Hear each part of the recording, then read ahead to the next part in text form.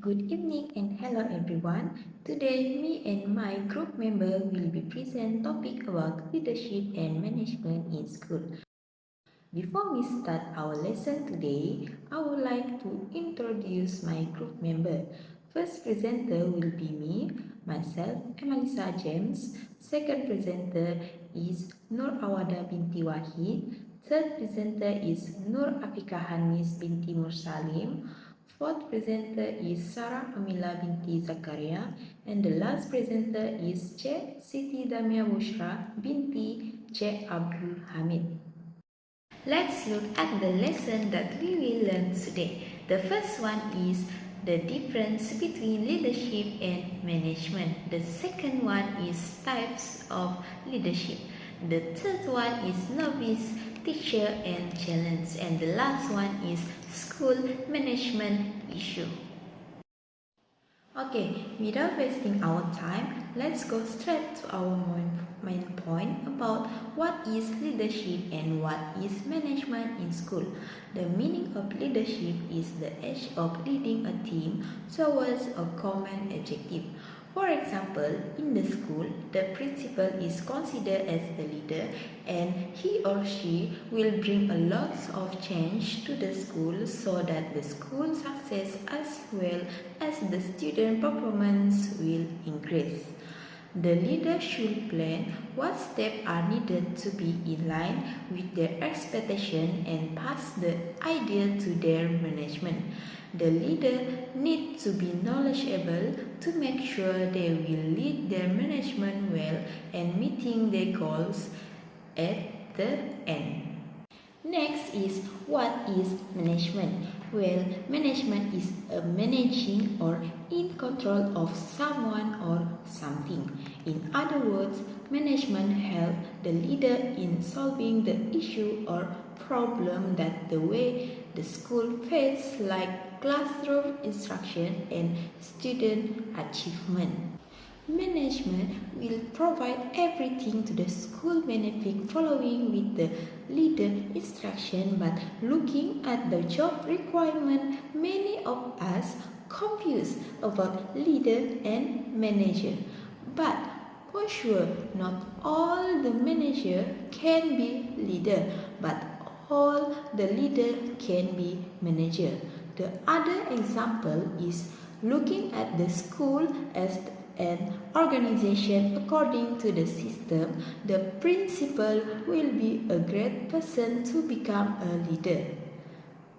The teacher, parents, alumni, and community member can serve as manager in the management community and participate in decision making of the school as well as help the school grow and success. So, leadership and management, both of them are in the item that are essential element of organization to achieve fun of achievement, and it also need to complement each other toward making success. Okay, let's take a look at the difference between leadership and management in details. A leader is different because the fact is not everyone has the ability to make good decisions as a leader. Many can become a leader, but a good leadership forms from people who is born naturally to be a leader or have inspiration to be a leader. A leader is someone that requires a skill set of a good leader. A leader must have a good sense of duty as well as high in personality appearance to charm people around them. Leadership means that the leader can lead their management and give instruction to a common goal. Leader also needs to have a forward-looking attitude to predict what will happen and to produce new change in an organization to make the organization always grow and success in future.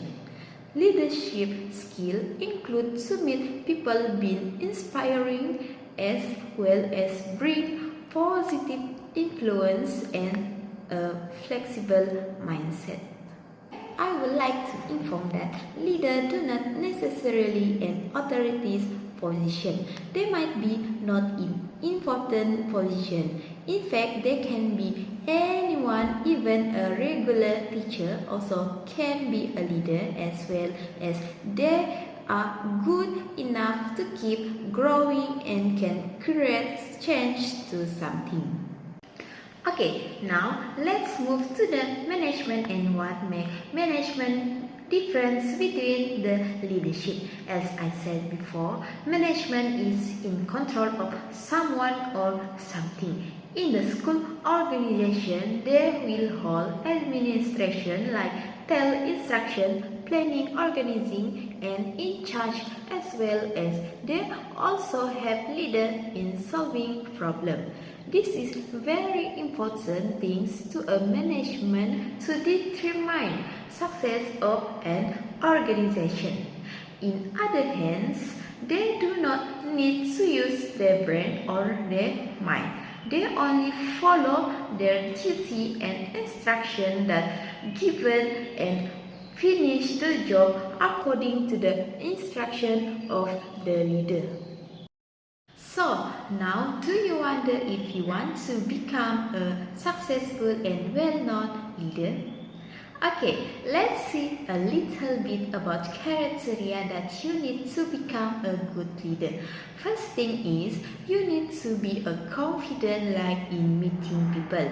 By doing that, it will show your power to inspire people more. Next, you need to be a wise leader because it considered as an excellent leader that can think and plan the future with original idea.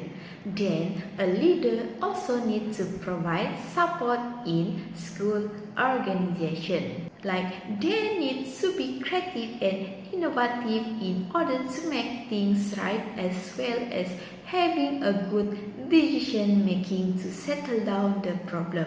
A good leader must ensure that they have a good emotional control of their emotion status that do not age according to their feelings aloud and need to consider a lot of things in the first place. Having a clear communication skill or a good communication skill is a bonus to a leader combined with a good example or attitude that will make other people see their clear goals. In other words, the successful organization like excellent school is led by an excellent leader that show their goals and together with the school management to achieve the goals. That's all from me. Next, I will pass to Nur Awada to continue with the types of leadership. Hi, I'm Awada. I will cover topic about types of leadership. So, there are 3 types in leadership. The first one is instructional leadership. Second, transitional leadership. And the last one is transformational leadership. So, I will explain more detail about instructional leadership. What is instructional leadership? It is motivating teachers to teach and creating safe teaching learning conditions in schools. It involves principals becoming leading learners who successfully collaborate with other school leaders in a learning community that supports and improves student achievement. So, according to Deborah in 1984, action that school leaders takes or delegates to others to promote growth in students' learning. There are 3 themes that involve instructional leadership at school. The first is forming an instructional leadership team with experts. a group of contributors who work together to provide a promising solution for a shared mission and vision. The motto is to support the classroom teachers for their useful classroom instruction. Second is managing instructional mismatch. It is uncommon that the principal and the assistant principals have expertise in all subjects they supervise. The supervisor might have in-depth content and pedagogical knowledge in one discipline. The third is fostering teacher leaders to support instructional leadership team. The classroom teacher is one of the most influential persons into students. So, the role of the classroom teacher should not be confined only to classroom instruction. In the small topic of leadership and management in school, there are few of skills that should the leaders have. So, according to Leschwe in 2002, the principal must possess certain skills to carry out the task of an instructional leader, which is interpersonal skills, planning skills, instructional observation skills, and research and evaluation skills. So, the first is interpersonal skills. A leader must maintain trust, spur motivation, give empowerment, and enhance collegiality. Second is planning skills.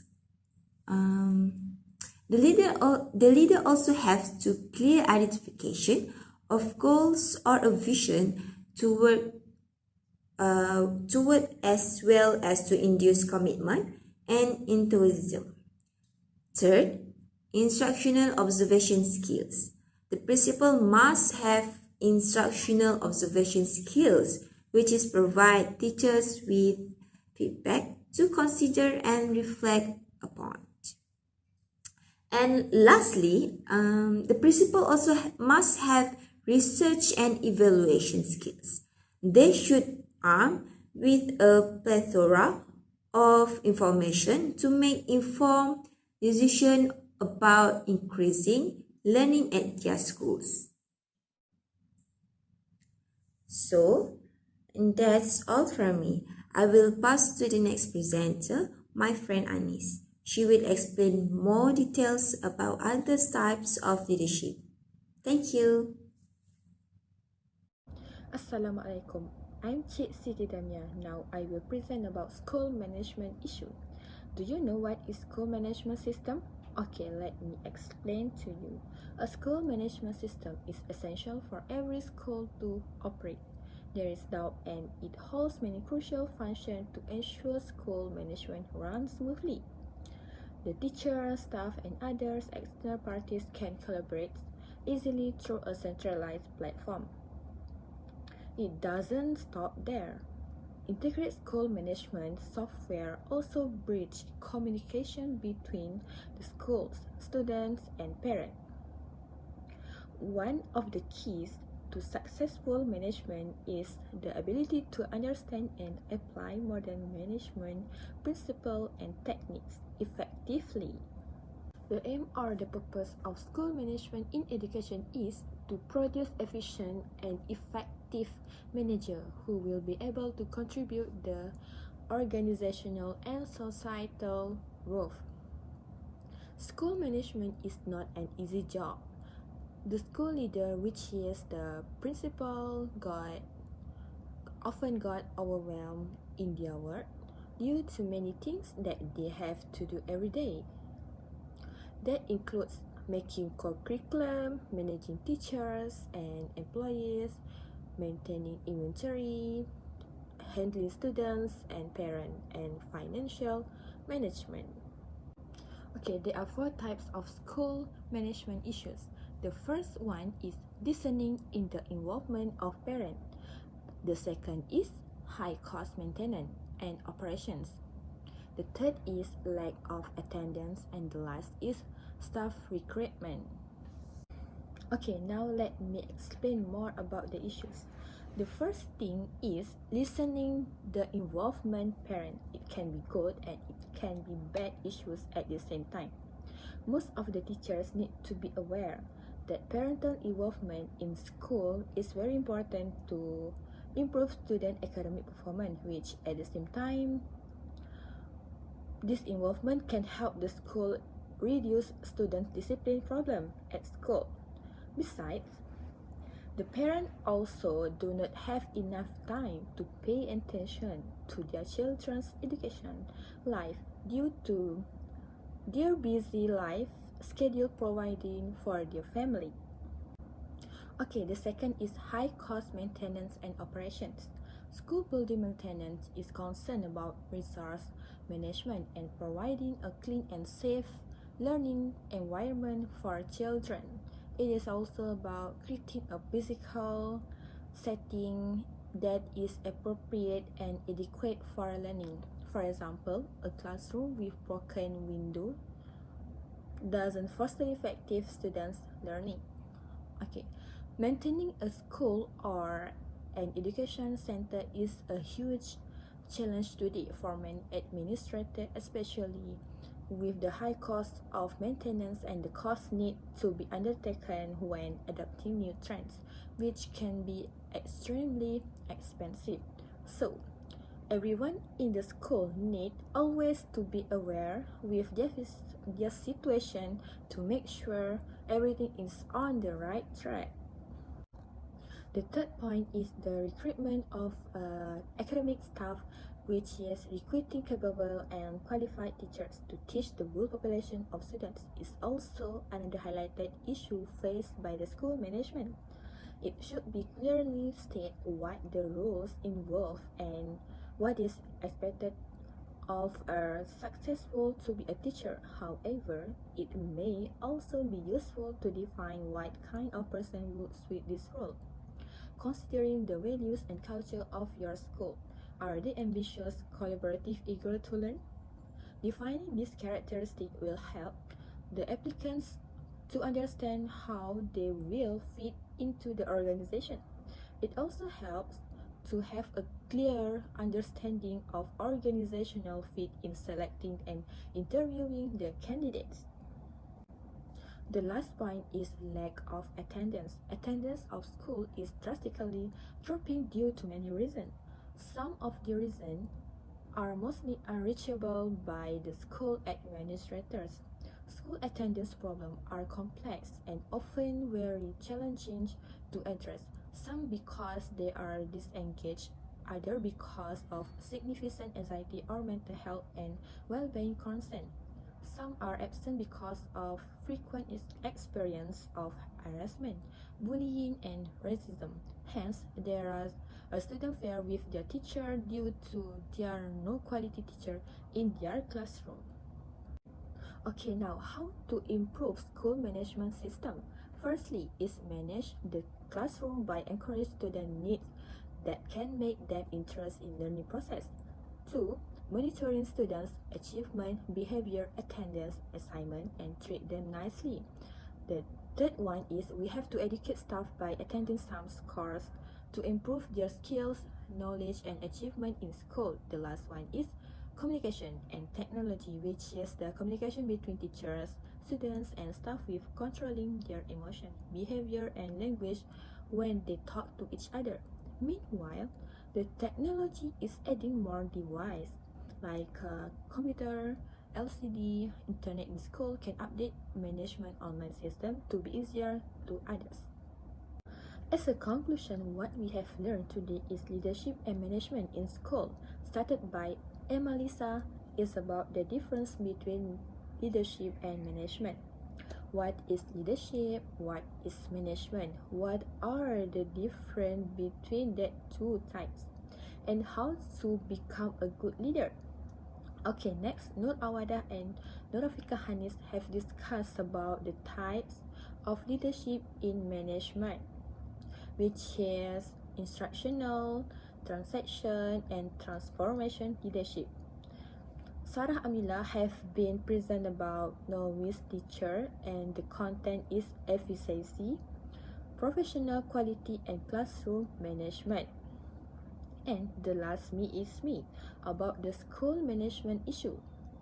We have talked about issue in management and how to improve management system. Okay, that's all from me. Thank you. Thanks for the explanation, Anis. So first of all, I am Sabah Amila, and right now I will jump to the topic of novice teacher issues and challenges. For those who don't know, I already have an experience as novice teacher myself, so does some of you when in practical time. Now, you must be wondering, what is actually a novice teacher? First, we must understand the word novice. Novice means a person new in job or situation. So, to put it together with the word teacher, basically, novice teacher is a teacher that are in their first year teaching with little or no prior teaching experience. Well, the simple answer is novice teacher is someone who is teaching for the first time. However, there is no consequence on how many years of teaching are required to end a novice stage. But anyone with less than 2 years of experience as a teacher can be considered as a novice teacher. So, I will be sharing with you the 3 main issues that novice teachers tend to face in school, which is include efficacy, professional quality, and classroom management. So, efficacy, what it is and what does it have to do with teachers? Where efficacy refers to the ability to produce the desired or intended result.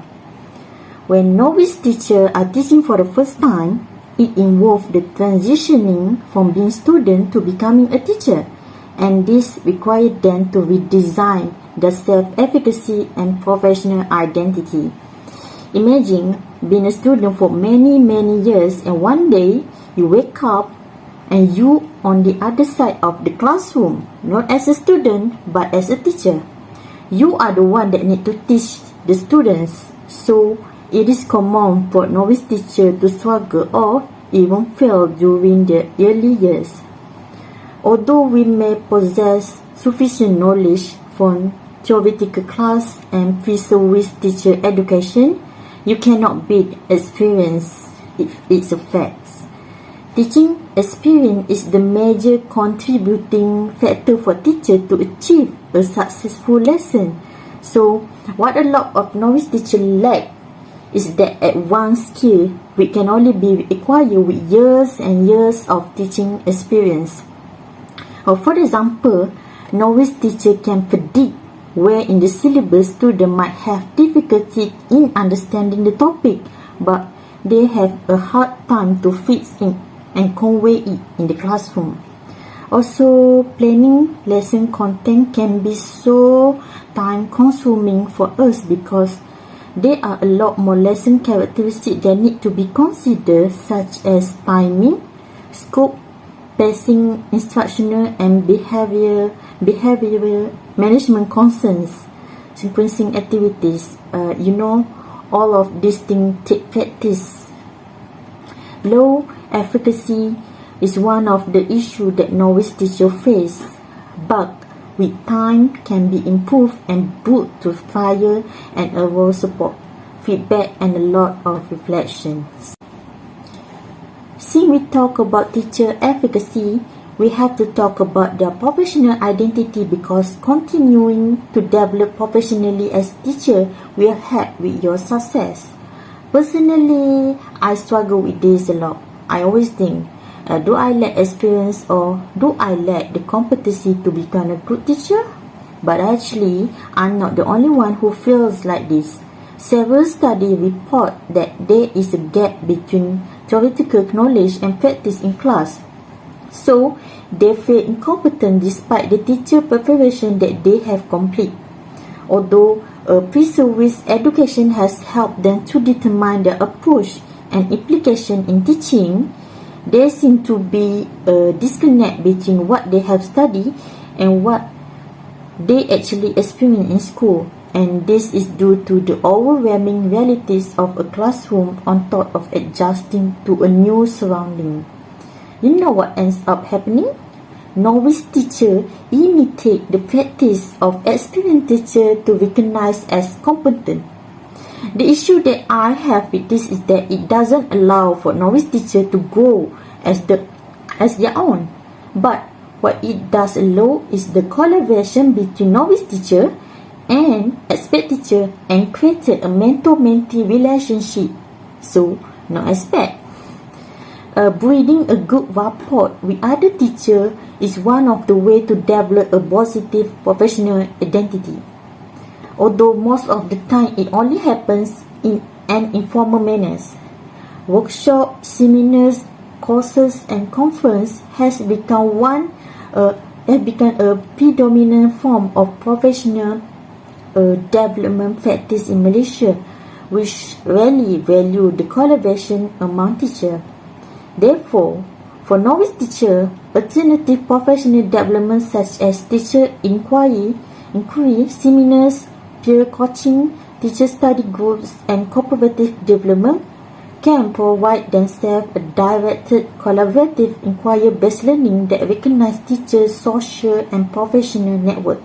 Did you know that teacher professional identity are also affected by students? According to the past studies, students significantly influence teacher professional identities either positively or negatively. For this reason, novice teachers face challenges when it comes to classroom management. This is an issue that even a senior teachers are still facing with students. So, for the novice teacher, this will feel like a huge obstacle to overcome.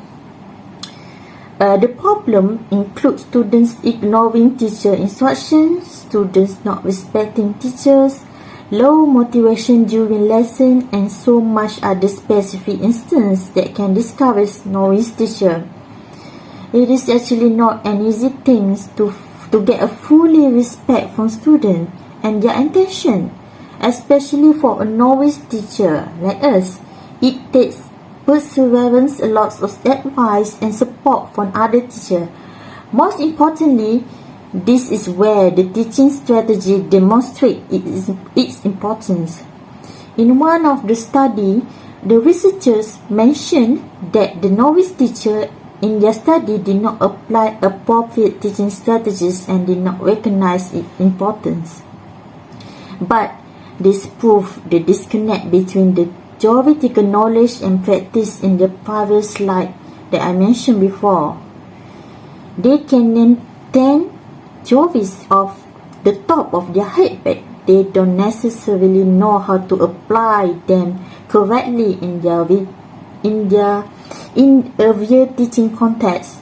So, implementing the correct teaching strategy with the help of experienced teachers help novice teacher caters to the student with different needs. Okay, that's all for me. Now, let's see what Miss Damia is up to for the next topic. Alright, my lovely friend, now let's dive into transactional leadership, or known as manageable leadership. My friend, this leadership is actually focused on reward and punishment in a way to achieve the certain ideal performance. But as a worker itself, there will be reward if they achieve the certain goals of the company or the organization. Otherwise, they will be punished for not achieve anything at all. And of course, in transactional leadership, they actually are set to work in a protocol and full of procedure, just like in organizational, transactional, and linear management. And the other thing is, when you are investing in transactional leadership, they does not fit in well in environment that require creativity and especially innovation. Now allow me to quote these two scholars by Lutkovich and Pratt in 2022. They said, transactional leaders are actually short-term oriented leaders who follow every established protocol and procedure. And of course, transactional leader, they're actually unwilling to change. Unlike transformational leadership, Well, transformational leadership is all about team building, full of motivation, willing to change leadership. Well, I have this clip that you can witness how does this looks like. Shall we? Thank you. It looks great on you. Here is your onboarding packet. Okay. Your directory. Okay. Here's this. Oh, and remember, the staff meeting is at 7 p.m. tonight. Thank God it's Monday meeting. Girl, they're epic. Literally the best part of my week. How long have you worked here? 4 weeks? No, 5. Welcome to WeWork. Welcome. Thank you for being here. Yes. Welcome. Do you see that sign back there? What does it say? That's a little harder now. 4. All the new faces. Let the rest of the world give thanks on Friday. Here at WeWork, we say, thank God it's Monday! Thank God it's Monday! I say we, you say work. We work. We work. We work. We work. We work. We work. Come on!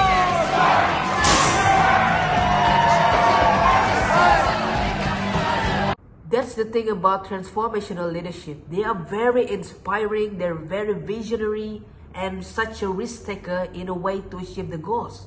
And that's a very positive side of transformational leadership. The other thing about transformational leadership, they are willing and more likely to view a larger picture instead of stuck in a small picture along the way the progress to become more achievable. And as in transformational leadership, they will spend more time to look into their mission and value their organization, while the small part of the company, which is the employee, they will do the small tasks to help them to achieve the goals they have set in the first place.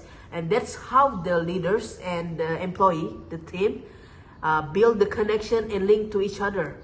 And that's transformational leadership works. Unfortunately, despite of all of the positive side that I've been mentioned about transformational leadership, they're very strive, they're very risk taker, very visionary person, but unfortunately, they are potentially lead to burnout because they just focus on the details they want to achieve. And of course, when you want to focus on the thing that you want to achieve, high pressure will follow you behind. Yeah, and that's very negative side of being transformational leaders. And of course, in transformational leaders tend to disrupt our routine. And let's say you put yourself under the team, the transformational leaders, your leaders is transformational one. You will like, what am I doing all of this time? Because we have our own routine we have set before, but just because of this striving energy they have, they will just disrupt our routine, like what routine that we have doing of all the time we have did. And yeah, you will realize there's too much change happening at once will make you unify the system and the support of the organization.